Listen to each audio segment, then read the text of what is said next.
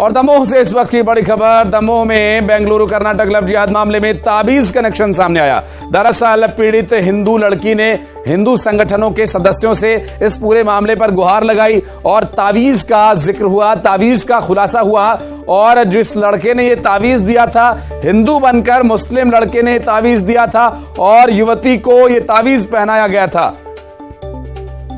और हिंदू संगठनों का इस पूरे मामले में आरोप है कि यह ताबीज वशीकरण के लिए दिया गया था ताकि लड़की भ्रमित न रहे। और जब इस ताबीज को खोला गया तो इसके अंदर से उर्दू अरबी लेखनी में वर्तनी में कुछ लिखा हुआ है और भाषा की जानकारी इसको पढ़कर बता सकते हैं। जबकि कहा यह जा रहा है कि वशीकरण के लिए कोई तंत्र मंत्र किया गया है और इसमें हिंदू संगठनों की मांग पर अब कार्रवाई होनी चाहिए, जांच होनी चाहिए, ऐसा हिंदू संगठनों के जो प्रतिनिधि हैं उनका इस मामले पर कहना है। उनका यह कहना है कि लड़की को फंसाया गया, लव जिहाद का मामला है।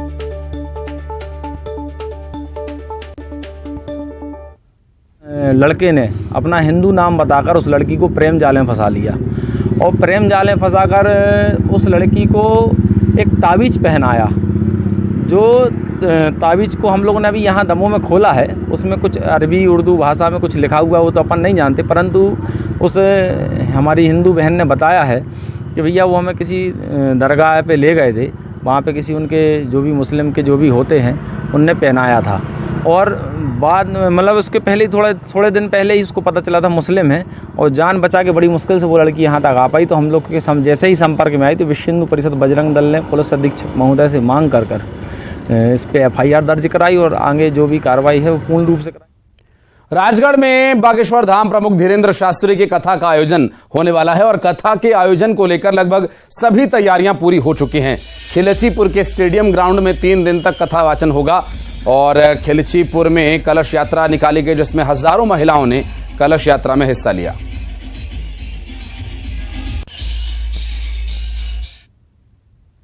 और इंदौर जिले के महू में आदमखोर बाघ की वजह से 25 से ज्यादा गांव के लोगों में दहशत है। दरअसल एक बार फिर से तेंदुआ नजर आया, उसने फिर से 6 से ज्यादा बकरियों को शिकार किया और देर रात रहवासी क्षेत्रों में घुमा, उसका वीडियो भी सामने आया। एक बार फिर ग्रामीणों में खौफ का माहौल है। अभी स्पष्ट नहीं है कि टाइगर है कि तेंदुआ है। सुबह की शिफ्ट के स्कूल नहीं लग रहे हैं। 10:30 बजे से शाम 4 बजे तक ही स्कूल लगने के निर्देश दिए गए और इंदौर के DFO नरेंद्र पंडवा निश्चिंत हैं और वे अजीबोगरीब बयान दे रहे हैं। उनका कहना है कि जैसे जैसे बारिश होने लगेगी जानवर बैक टू बैक जंगल जाने लगेंगे। अब तस्वीरों में आप अंदाजा नहीं लगा सकते कि ये टाइगर है कि तेंदुआ है, तेंदुआ है कि टाइगर है। गर्मी का टाइम होता है और इनमें कोई भी वन्य प्राणी, जैसे कई बार शाकाहारी जो वन्य प्राणी होते हैं वो जंगल से बाहर निकलने लगते हैं क्योंकि घास कम हो जाती है और बाकी जो भी शाकाहारी फूड है वो कम होने लगता है, पानी भी थोड़ा कई जगह कम हो जाता है, तो उसकी वजह से वो बाहर निकलते हैं और उनकी विजिबिलिटी बढ़ जाती है क्योंकि ड्राई एरिया होता है, कवर कम हो जाता है, फॉरेस्ट का जो लीफी जो पार्ट है वो कम हो जाता है, इस वजह से विजिबिलिटी बढ़ जाती है, तो उनको दूर का दिखने लगता है। इस वजह से वन्य प्राणी भी हमारे बाहर आते हैं। हिंसक जो हमारी वाइल्ड कैट है वो भी उनके पीछे बाहर आ जाती है, मवेशियों के पीछे बाहर आ जाती है। तो ये स्थिति थोड़ी निर्मित होती है गर्मियों के समय में, लेकिन अब जैसे जैसे बारिश आ रही है वो बैक टू। और कोरबा से बड़ी खबर, बारिश के साथ अब सांपों के निकलने का सिलसिला भी शुरू हो गया। गोडमा गांव में एक विशालकाय अजगर निकला। दरअसल बालको नगर के भद्रापारा में एक अहिराज सांप निकला। दरअसल ये स्नेक रेस्क्यू टीम ने दोनों सांपों का रेस्क्यू भी किया। 2 अलग अलग तस्वीरें हम आपको दिखा रहे हैं और ये स्नेक रेस्क्यू की 2 तस्वीरें जो आप देख रहे हैं। दरअसल बारिश होने की वजह से तस्वीरें जो हैं ऐसी सामने आ रही हैं। अब्दुल असलम हमारे सहयोगी इस वक्त हमारे साथ हैं, उनसे बात करेंगे। अब्दुल, स्नेक रेस्क्यू की 2 तस्वीरें हम देख रहे हैं, किसी को नुकसान तो नहीं पहुंचा इन्होंने? जी, आपको बता दूं कि जैसे ही बारिश शुरू हो रही है और बारिश के पहले भी गर्मी अधिक होने की वजह से भी सांपों का निकलने का सिलसिला जारी था और अभी बारिश शुरू जैसे ही हुई है उसके बाद भी सांपों का निकलने का सिलसिला जारी हुआ है। एक पहली तस्वीर जो है वो गोडमा की है जहां अजगर सांप निकला है। हालांकि किसी तरीके से कोई नुकसान किसी को नहीं पहुंचाया और जागरूकता का भी परिचय ग्रामीणों ने दिया है इस पूरे मामले को लेकर, ताकि वो सांप को भी नहीं मारा और उसे ढक कर रखा और रेस्क्यू टीम का इंतजार किया और रेस्क्यू टीम ने उसे रेस्क्यू कर सुरक्षित जंगल में छोड़ दिया है। वहीं दूसरी तस्वीर जो है वो बालको नगर क्षेत्र के भद्रापारा की, जहां अहिराज सांप निकला था, उसको भी स्नेक रेस्क्यू टीम ने सुरक्षित तरीके से किया है और उस दोनों सांपों को सुरक्षित जंगल में छोड़ दिया गया। बिल्कुल। और चूंकि बारिश का समय, ऐसे में जमीन में पानी भरने की वजह से या हीट होने की वजह से सांप बाहर बिलों से निकल आते हैं, तो ऐसे में लोगों को सावधान रहना चाहिए। और जैसा कि अब्दुल लोगों ने जागरूकता दिखाई है, ऐसी ही जागरूकता सभी में होनी चाहिए। और सांप की रेस्क्यू की ये जो 2 तस्वीरें आप देख रहे हैं, इस तरह जैसा ग्रामीणों ने यहाँ पर सूझबूझ का परिचय दिया, ऐसे ही सभी को यहाँ पर उचित अवेयरनेस दिखाने की आवश्यकता है। बहुत शुक्रिया अब्दुल आपका इस पूरे मामले पर जानकारी देने के लिए। और मध्य प्रदेश में भी मानसून की दस्तक हो गई है। शहडोल मंडला के रास्ते मध्य प्रदेश पहुंचा मानसून। महाराष्ट्र से होते हुए एमपी पहुंचा है दरअसल मानसून। अगले 5 दिन तक मध्य प्रदेश के अलग अलग जिलों में भारी बारिश की आशंका है।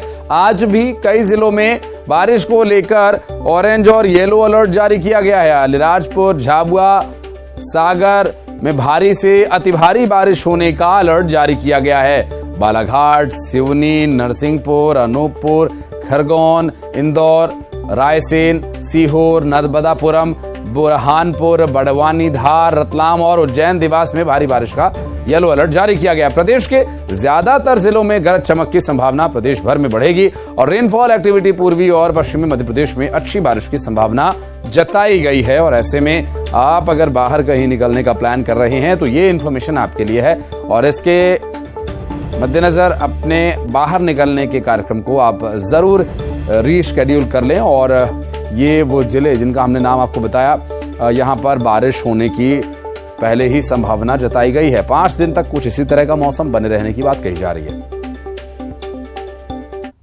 और मंडला जिले में मानसून आते ही कृषि मंत्री किसान नेता कमल पटेल ने हरदा में खेत में पहुंचकर सोयाबीन की फसल की बोनी शुरू कर दी। दरअसल खुद किसान मंत्री पटेल ने ट्रैक्टर की स्टीयरिंग संभाली और खेत में बुआई शुरू की। खेत में किसान के तौर पर काम करते हुए, बुआई करते हुए दिखाई दिए कृषि मंत्री कमल पटेल और संदेश देने का उनका प्रयास कि मध्य प्रदेश में किसानों की सरकार है और किसानों के लिए सरकार खेत में खड़ी हुई है, इसलिए चिंता न करें। किसान भाई कमल के फूल की तरह मुस्कुराते रहें, प्रदेश में कमल खिलाते रहें, फसल लहराती रहे, सरकार समर्थन मूल्य पर आपकी फसल खरीदती रहे। और रायपुर से खबर है कि भारी बारिश को लेकर अलर्ट जारी किया गया। प्रदेश में भारी बारिश को लेकर अलर्ट जारी किया गया। बिलासपुर और रायगढ़ में भारी बारिश का अलर्ट जारी किया गया। अगले 24 से 48 घंटों के लिए यह अलर्ट जारी किया गया। जसपुर, मुंगेली, कोरबा, जांजगीर, रायपुर, बलौदाबाजार, महासमुंद, बेमेतरा, कबीरधाम, राजनांदगांव गरज चमक के साथ इन सभी जिलों में बारिश की संभावना है। बीजापुर और बस्तर के जिलों में भी बारिश की संभावना और अगले 48 घंटे के लिए इन जिलों में अलर्ट जारी किया गया है।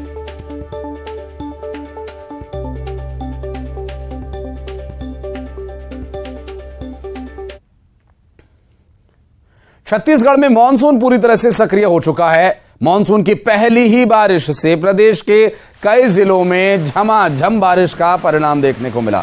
रायपुर, दुर्ग, चिरमिरी, बलरामपुर समेत लगभग प्रदेश के 6 जिलों की तस्वीरें इस वक्त आप देख रहे हैं।